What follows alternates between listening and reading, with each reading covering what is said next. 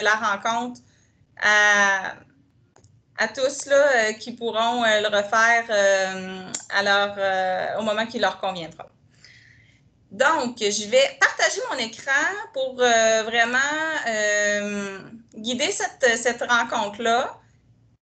Je vais vous inviter, si vous avez des questions tout au long de la rencontre, pour ceux qui sont familiers ou non avec la plateforme Teams, vous avez dans le haut de votre écran une petite conversation. Donc, c'est comme une bulle. Lorsque vous affichez la conversation, vous pouvez voir les questions qui peuvent être posées. Alors, tout le monde a accès à cette conversation-là. Donc, pour vous donner un test, je vais vous souhaiter bienvenue. Donc, vous allez voir à votre droite, normalement, vous avez mon petit message qui apparaît. Est-ce que les collègues, vous pouvez me confirmer que vous voyez bien? Oui.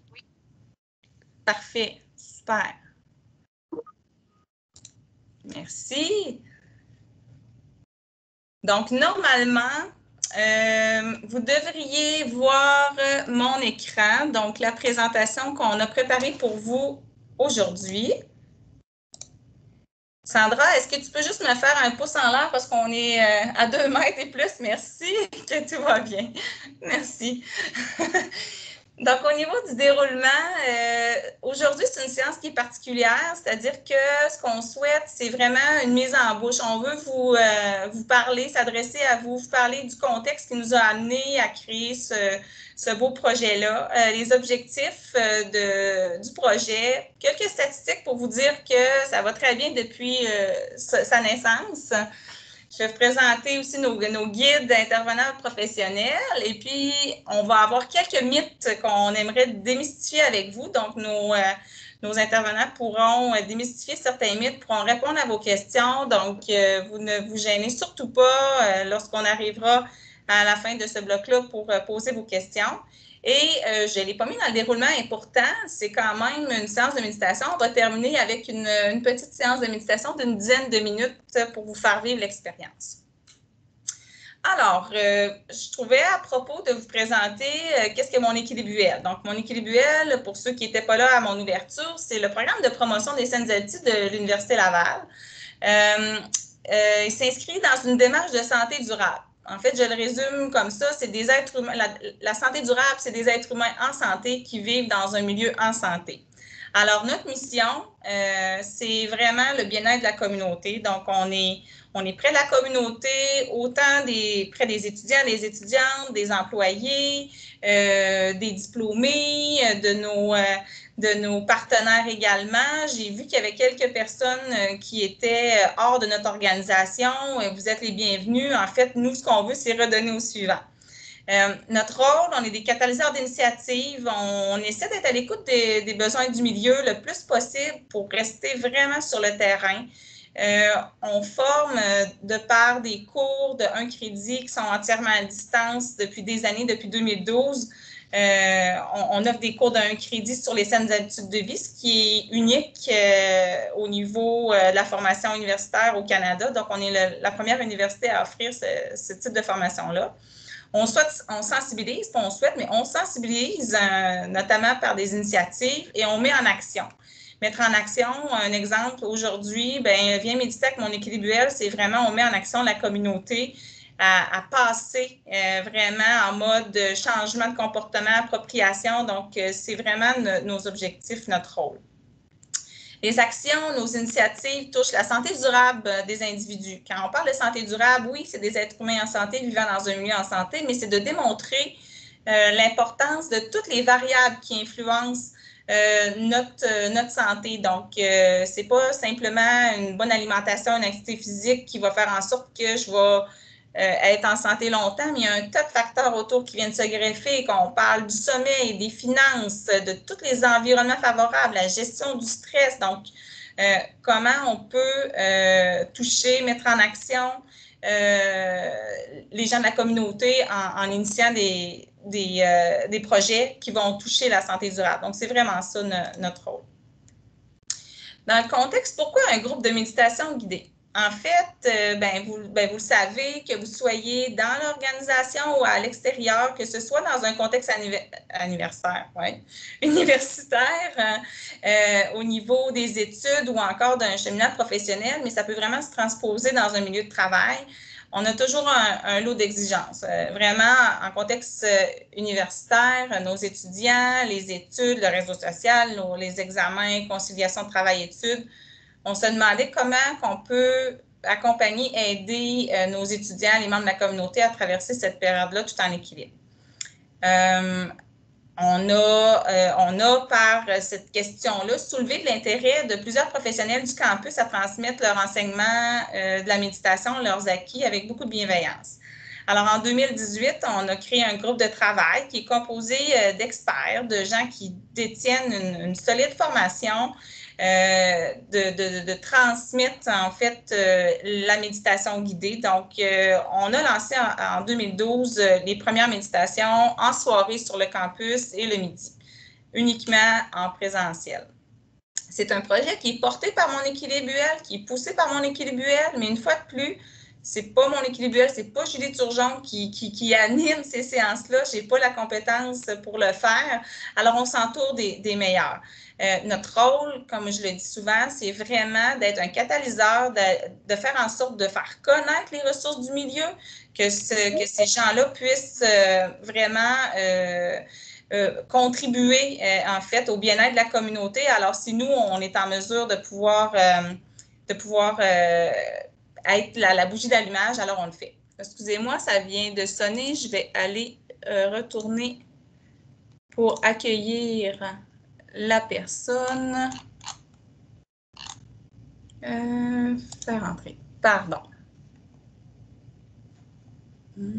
J'ai trop de fenêtres ouvertes. Je reviens à mon écran.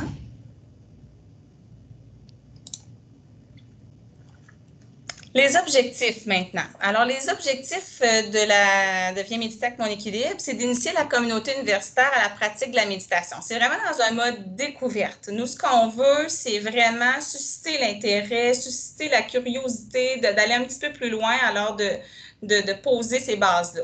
Rendre accessible de cours d'enseignement de méditation par des professionnels. Présenter la méditation aussi comme un outil de gestion du stress. Ce n'est pas le seul, mais vraiment, les participants pourront vraiment identifier si cette approche-là leur convient.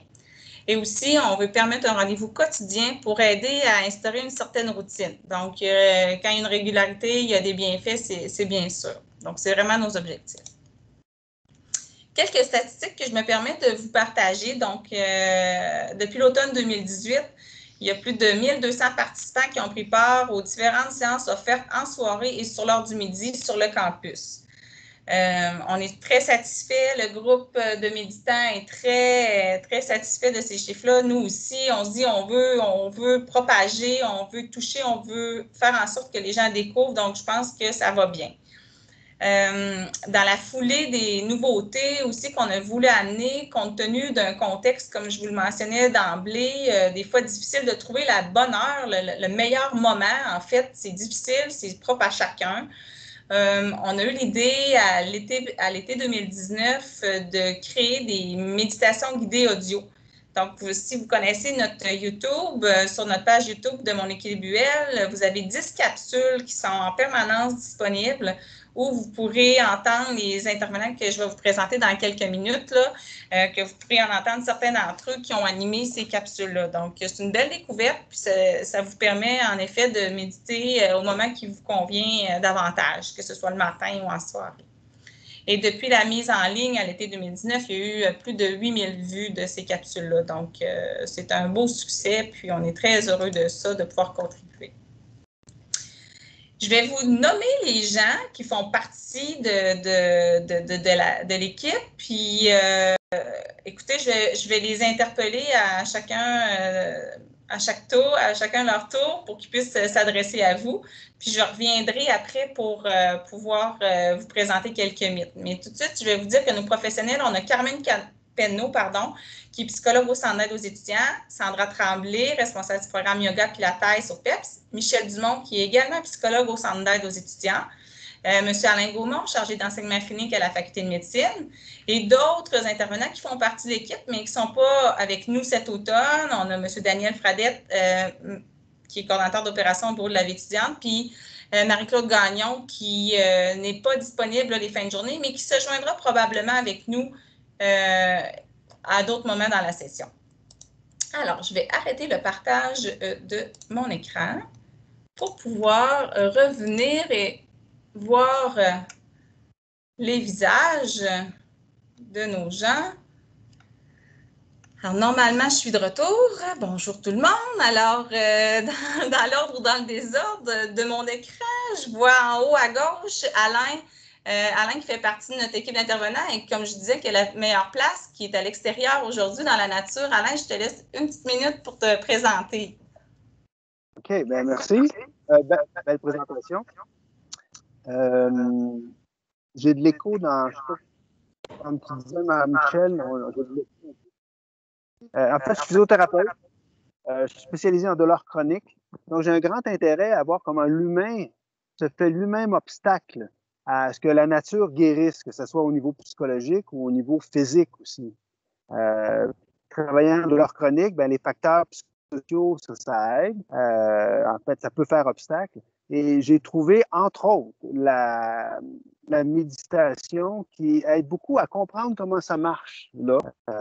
Et de peut-être comprendre un peu plus comment on pense pour arrêter de faire obstacle à ce que la nature puisse guérir. Donc, en gros, c'est muscler le cerveau et aussi muscler le corps. Donc, guérir autant le cerveau que le corps. Et je vous dirais qu'avec les patients, ça fonctionne bien. Puis moi aussi, j'aime ça. Fait que c'est de le présenter un peu à tout le monde. Comment on peut aussi entraîner le cerveau comme on peut entraîner le corps. Je ne sais pas si ça vous tente d'être heureux, mais les études démontrent que ça peut aider. Voilà. Je vais réactiver mon micro. Merci Alain pour ta présentation. Dans l'autre de mon écran, j'ai Sandra Tremblay également qui est avec nous pour la session. Sandra, quelques mots? Oui, contente d'être avec vous pour partager ces moments tout d'abord. Moi, je suis d'emblée, j'ai un bac en nutrition. J'ai comme changé un petit peu de voie. Je me suis intéressée beaucoup à tout ce qui était aspect santé un petit peu alternative qu'on disait dans le temps. Fait que j'étais allée vers le yoga, la méditation en pleine conscience, le pilates et la massothérapie aussi. Fait que je suis massothérapeute, prof de yoga en plein temps depuis 18 ans maintenant. Je suis la responsable du programme Yoga, Pilates et Méditation du PEPS. Fait que dans ce que j'aime, c'est partager cette passion-là, que ce soit d'une méditation assis en présence de soi, tu sais, en pleine conscience, ou une méditation aussi en mouvement, tu sais, qu'on peut explorer à travers d'autres médiums comme le yoga ou le tai chi. J'ai déjà été prof aussi de tai chi. Fait que c'est cette présence à soi-là que je trouve que des fois, on perd un peu à travers notre quotidien, mais que la méditation nous permet de nous rebrancher puis nous ramener à notre essence, à l'essentiel, tu sais, à notre cœur, puis se rapprocher un petit peu plus de qu'est-ce qui est important pour nous, qu'est-ce qui nous fait vibrer, me permettre d'être en contact avec soi. Fait que c'est vraiment cet aspect de la méditation que j'adore partager. Merci à vous. Merci Sandra, merci. Alors, dans mon écran en bas à gauche, j'ai Carmen qui est avec nous aussi comme membre du groupe d'intervenants qui va guider des séances tout au long de la session. À toi, Carmen. Bonjour à tous. Alors, je suis bien contente d'être ici avec vous ce soir. En fait, moi, je suis psychologue. Je travaille au centre d'aide aux étudiants, puisque qu'est-ce qui fait que je me suis attardée et j'ai approfondi ce domaine-là, c'est qu'en fait, on a observé chez les étudiants des difficultés au niveau de l'anxiété. Puis on a fait des démarches pour avoir toutes les formations nécessaires pour pouvoir aider les étudiants à trouver des moyens pour arriver à être plus paisibles face à leur étude. Alors, c'est sûr que les formations que j'ai faites me permettent vraiment de pouvoir aller un peu plus loin avec les étudiants. Puis on fait des ateliers présentement, là, c'est ce qui est très intéressant aussi pour eux. Alors, moi, je suis très heureuse de pouvoir partager avec tous, avec les employés, avec les étudiants, parce que personnellement, moi, je trouve que ça m'aide beaucoup de faire de la méditation et on le voit pour ceux qui le pratiquent, comment c'est aidant aussi. Alors, ce serait un peu ça pour moi. Merci, Carmen. Bienvenue. Et Michel, le dernier, non le moindre, je te laisse la parole quelques minutes pour te présenter, Michel. Oui, alors bonjour tout le monde, bienvenue à cette première rencontre de la saison en période COVID. Alors, moi aussi, je suis psychologue, je suis psychologue depuis probablement au moins 150 ans et évidemment, en ayant pratiqué la psychologie aussi longtemps dans ma vie, à un moment donné, quand on pratique la psychologie, on se rend compte qu'on est aussi beaucoup dans notre tête et qu'on essaie parfois d'intervenir plus au niveau de nos pensées, puis qu'on essaie de changer nos pensées pour aller mieux. Et avec l'expérience, je me suis rendu compte que des fois, essayer de changer les pensées, ben, ça fonctionne plus ou moins bien. Ça fonctionne un petit bout de temps, mais ça ne marche pas longtemps. Alors, la pleine conscience, ça a été une approche justement que j'ai explorée et qui nous permet de travailler sur nous et qui nous permet justement plutôt de faire de la place à nos pensées plutôt que d'essayer de lutter contre nos pensées, plutôt que d'essayer de les chasser. Et ça nous permet d'agir ou d'intervenir plus à un autre niveau, de faire de la place finalement à tous nos sens. Parce que la pensée, on pourrait appeler ça le sixième sens. La pleine conscience, ça élargit nos horizons et ça nous ouvre à plusieurs sens. Donc, c'est pour ça que ça m'intéresse. C'est aussi, comme disaient les autres aussi, et Carmen en dernier, c'est aussi quelque chose que je pratique et qui me fait du bien. Alors, je me dis peut-être que je pourrais partager ça avec d'autres personnes. Alors voilà, merci. Merci, Michel.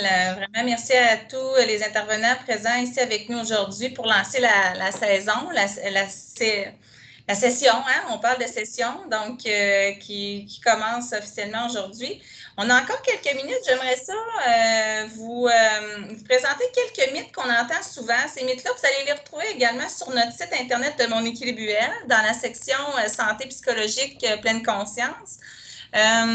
Je trouvais intéressant de l'amener d'emblée en ouverture cette semaine pour que vous entendiez un peu quelques réponses de nos intervenants par rapport à des mythes qu'on entend souvent, avec lesquels des fois ça peut être un frein pour débuter une pratique de méditation. Donc, je me lance. Je ne repartagerai pas mon écran parce que là, ça me fait 2 écrans à contrôler, mais je vais donner le mythe qui ressort, un des mythes. Puis, je vais inviter Michel peut-être à répondre à la question. Donc, la pleine conscience m'intéresse, mais je n'ai pas envie de méditer. Ça a souvent été, on l'entend, là, puis je pense que Michel, tu es bien placé aussi pour en témoigner, là.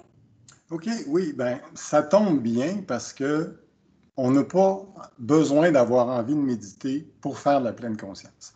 Alors, c'est sûr que souvent, ce mythe-là, il tourne autour de l'idée qu'on se fait de la méditation. Puis on a l'impression qu'il faut être assis sur un tapis par terre et qu'on doit être capable de s'asseoir dans la position du lotus, là, d'être dans la bonne posture, comme on s'imagine ce que c'est. Puis ça peut décourager certains et ça peut faire en sorte qu'on se dit, ouais, mais là, j'ai pas envie de faire ça ou j'ai pas envie de m'arrêter pour faire de la pleine conscience. Alors que la pleine conscience, justement, c'est simplement d'amener notre attention intentionnellement sur le moment présent et sans poser de jugement sur ce moment présent-là. Alors, on peut faire de la méditation ou de la pleine conscience n'importe où, dans n'importe quelle position. Le simple fait de s'arrêter pour amener notre attention sur ce qui est en train de se passer ici, maintenant. Ça peut être ce que j'entends, ça peut être ce que je vois, ça peut être ce que je sens, je respire, ça peut être ce que je me dis dans mon esprit aussi. Tout ça, c'est faire de la pleine conscience. Alors, on voit qu'on n'a pas besoin d'avoir envie, on a juste besoin de porter notre attention intentionnellement sur ce qui se passe. Donc, ça peut être une façon de briser un peu ce mythe-là. Merci, Michel. Très complet, c'est intéressant. Un autre mythe qu'on entend puis qu'on a voulu mettre de l'avant, c'est « j'ai pas le temps de méditer ». Ça me semble qu'on l'entend souvent, on a le temps difficilement de placer ça dans notre agenda. Alors, Carmen, est-ce que tu as quelques mots à dire par rapport à ce mythe-là qui est très commun? Oui. Ben, en fait, j'aurais le goût de vous dire, si vous avez le temps de respirer, vous avez le temps de méditer. Hein? C'est-à-dire que on pourrait prendre le temps de s'arrêter sur notre respiration, quelques respirations, et de laisser notre attention sur les sensations qu'il y a autour de notre souffle. Et à ce moment-là, pendant quelques minutes, c'est une méditation. Alors, c'est tout simple.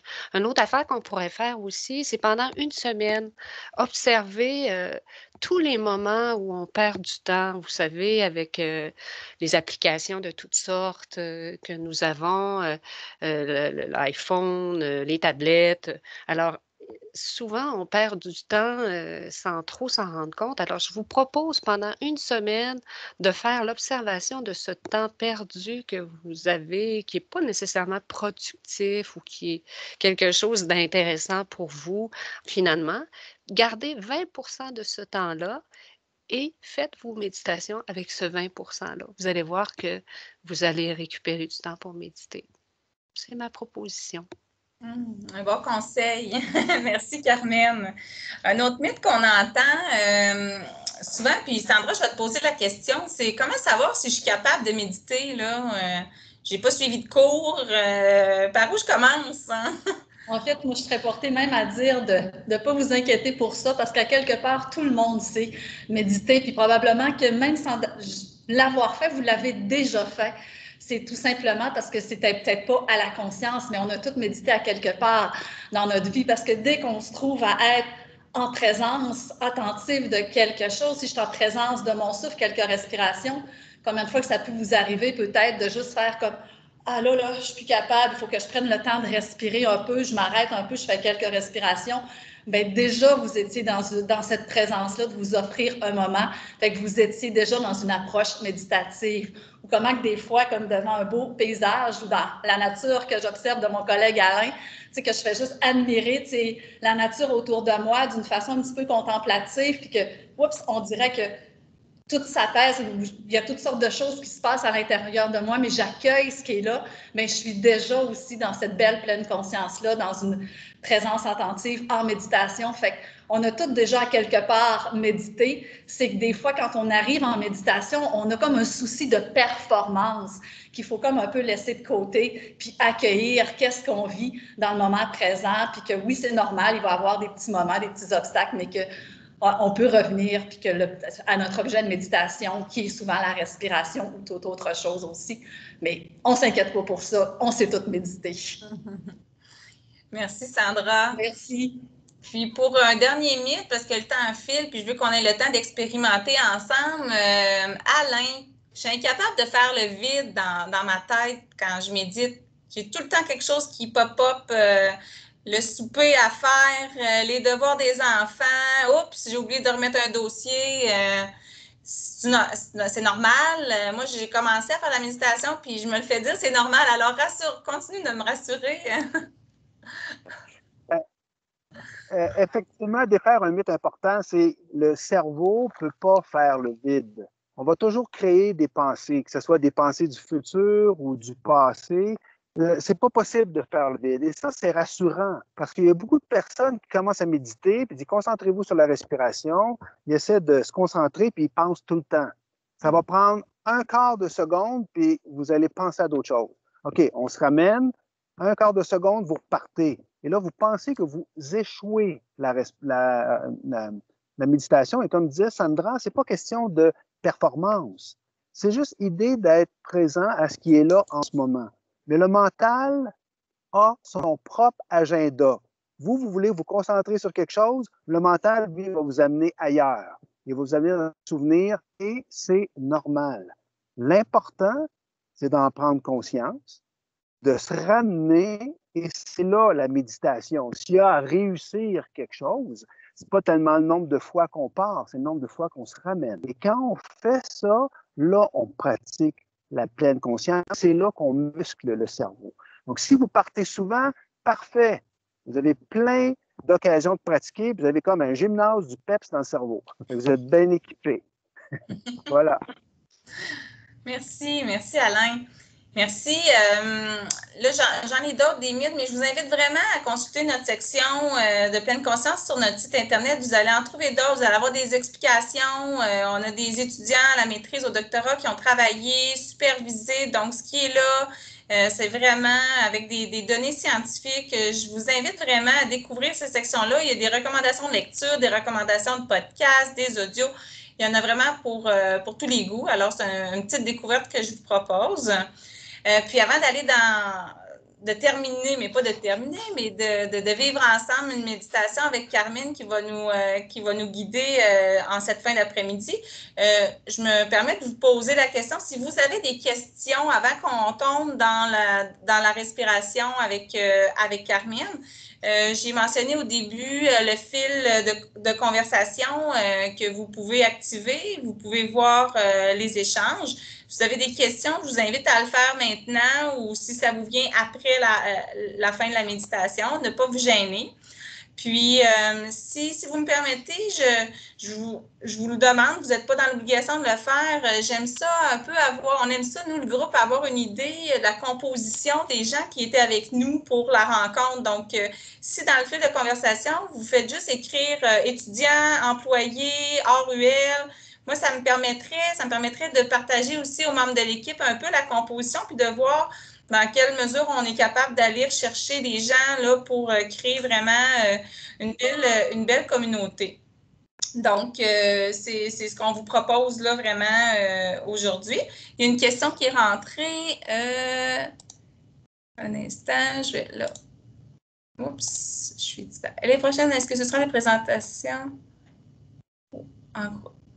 Les prochaines sessions, est-ce que ce sera des présentations de la pratique en groupe? Ça va être de la pratique en groupe. Donc, vraiment, c'est exceptionnel aujourd'hui. Là, ce qu'on vit, c'est vraiment, on y va avec une présentation du contexte, tout ça. Mais dès la semaine prochaine, c'est Alain qui va partir le bal avec un balayage corporel. Donc, c'est un 30 minutes. Donc, on a vraiment condensé 30 minutes, mais on essaie, là, compte tenu qu'on est toujours dans un mode objectif découverte, d'y aller peut-être entre un 15 et 20 minutes au maximum au niveau de la méditation, ce qui laisse place aux échanges par la suite. C'est effectivement tous les mercredis de 16h30 à 17h. Là, j'ai débordé. Ma montre n'est pas à l'heure, donc je fais partie des causes qu'on déborde un peu. Ceux qui veulent rester avec nous, vous êtes les bienvenus pour vivre une petite méditation. On va y aller, Carmen, peut-être avec un 7 minutes à peu près, 7-8 minutes au maximum. Oui, absolument. Parfait. Puis, c'est ça, comme je vous dis, dès la semaine prochaine, Alain prend la relève. Et puis, ce que je vais faire, puis je me souviens plus si je l'ai programmé dans les événements, mais je pense que j'ai mis le nom des intervenants avec leur thématique là, à venir tout au long de la session. Donc, vous allez pouvoir voir les thèmes qui ont été choisis par les intervenants que vous pourrez suivre. Alors, bien sûr, je vous invite à inviter des amis aussi. Si vous avez le goût de partager ce moment-là avec d'autres gens, n'hésitez pas d'en faire la promotion si vous jugez que ça peut aider des gens autour de vous. Parfait. Je regarde si je n'ai pas d'autres questions. Non, parfait. Merci beaucoup de répondre à ma petite interrogation. Puis là, je parle toujours trop, alors j'arrête de parler. C'est pour ça qu'on déborde.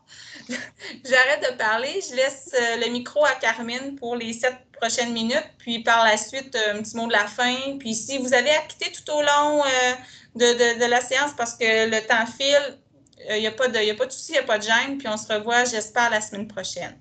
À toi, Carmen. Oui, alors, je vous invite à vous asseoir. Peut-être que déjà vous êtes assis confortablement. Alors, nous allons faire une méditation plus sur la respiration. Alors, la position qui est intéressante, c'est de s'asseoir pour qu'on ait une respiration ample. Alors, le bas du dos est appuyé, les épaules sont relaxes, on a le sentiment que notre tête est allongée. Alors, c'est une posture digne. C'est la description très rapide de la posture de la méditation assise. Alors, une fois qu'on a cette posture, peut-être que déjà vous vous êtes installé, je vous invite à apporter votre attention vers votre respiration, simplement. Alors, on peut fermer nos yeux, on peut les garder à demi ouverts. C'est sûr, quand nos yeux sont fermés, c'est plus confortable. On peut amener notre attention un peu plus sur ce qui se passe à l'intérieur de nous. Alors, une fois que cette posture-là est installée, nos yeux se ferment doucement. Je vous invite à amener votre attention sur la respiration.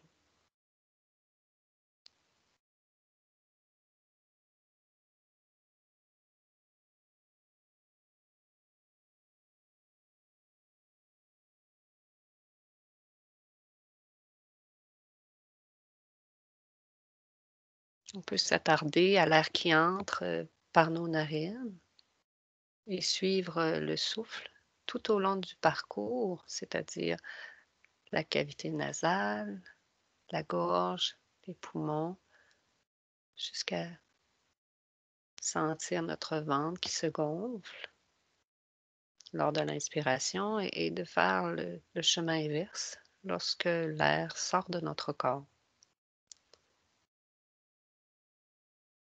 On peut s'attarder à un point qui pourrait être notre ventre ou seulement l'air qui entre, l'air qui sort. Je vous invite à vous attarder à l'endroit qui vous convient.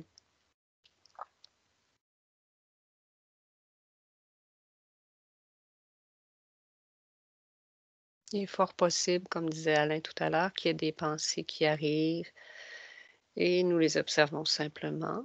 On fait ce constat-là qu'il y a une pensée ou une distraction qui nous arrive et nous revenons simplement au souffle.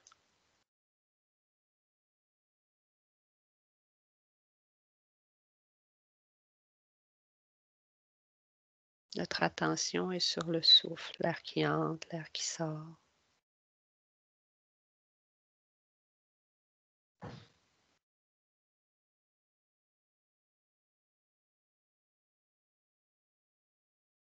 Ce mouvement de retour est justement dans le moment présent. À chaque fois que nous faisons le constat que nous sommes distraits ou une pensée arrive, nous pouvons faire ce constat et revenir à notre souffle.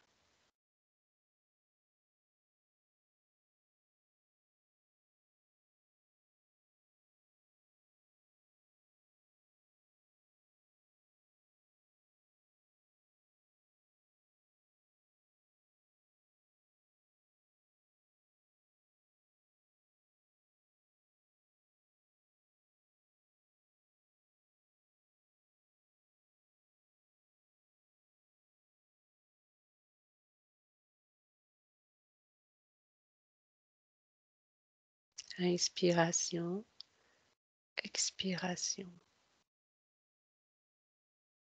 Nous suivons notre souffle.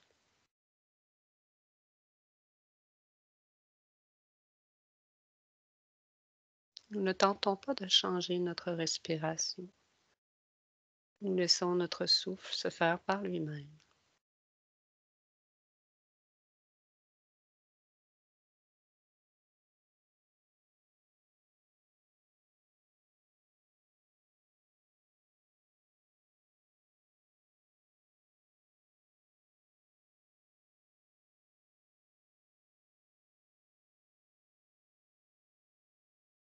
Notre respiration devient notre ancrage de retour.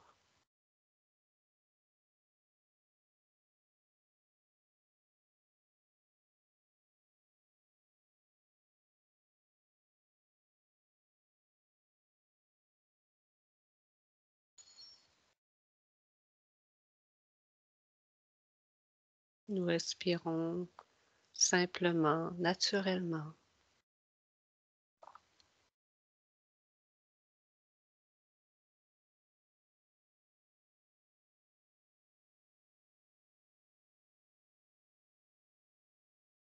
Il n'y a nulle part où aller, juste être ici, là, maintenant, être avec notre souffle.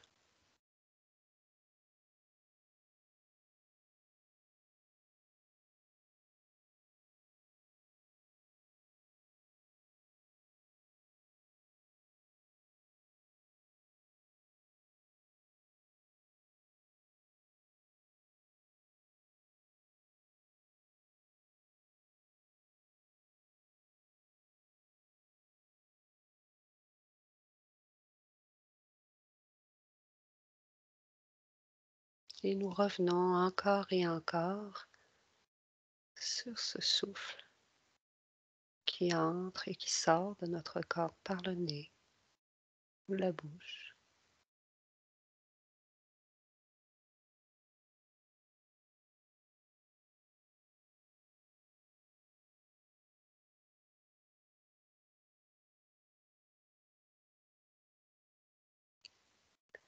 Nous pouvons nous remercier d'avoir pris ce temps pour nous à travers cette méditation du souffle.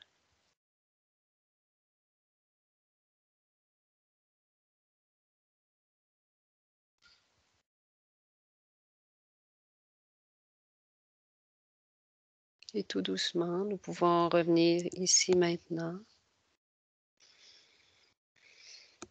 en bougeant légèrement nos mains. On peut ouvrir nos yeux. En fait, et revenir ici maintenant. Alors, j'ai fait quand même une respiration avec vous, une méditation sur la respiration assez courte, mais l'idée, c'était vraiment de pouvoir vivre l'expérience. Si vous avez des questions ou des commentaires, peut-être nous écrire ces quelques mots ou ces commentaires. Puis ça vous donne un aperçu du type de méditation que nous ferons éventuellement. Alors, comme Julie l'a dit, chacun de nous aura le plaisir de vous revoir avec des thèmes différents. Et je viendrai vous rejoindre éventuellement dans quelques semaines là, de mon côté. Alors, je vous remercie et je suis bien heureuse d'avoir commencé tout ça avec vous. Merci. Merci, Carmen. Merci à tout le monde. Je profite des dernières minutes pour vous remercier d'avoir pris ce temps-là, vraiment, d'avoir mis ça à votre agenda, d'être avec nous aujourd'hui. On commence officiellement la semaine prochaine, comme mentionné tout à l'heure. C'est vraiment des séances, en fait, c'est 30 minutes, 15 à 20 minutes de méditation guidée avec un espace pour des questions. Alors, on vous invite à être présent régulièrement avec nous ou à tout le moins à quelques occasions durant la session afin de découvrir nos différents intervenants qui ont tous leur style propre à eux et qui vont arriver avec des thématiques diversifiées. Alors, j'ai déjà trop parlé, mais je tiens vraiment à vous remercier d'être là, d'avoir été là. Puis, je vous invite la semaine prochaine. Alors, des commentaires, des questions, vous n'hésitez pas. monéquilibre@ulaval.ca via le fil de conversation de la réunion. Vraiment à votre convenance. Je vous remercie. Merci pour les bons mots. Vraiment, on est content de vous avoir eu avec nous aujourd'hui. Au plaisir de vous revoir. Bye bye. Bye bye. Bye bye.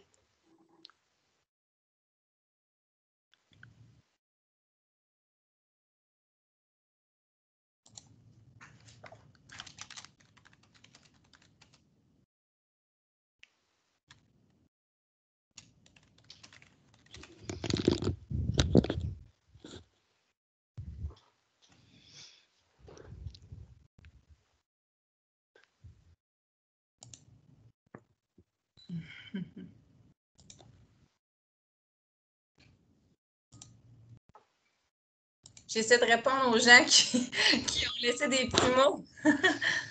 Merci.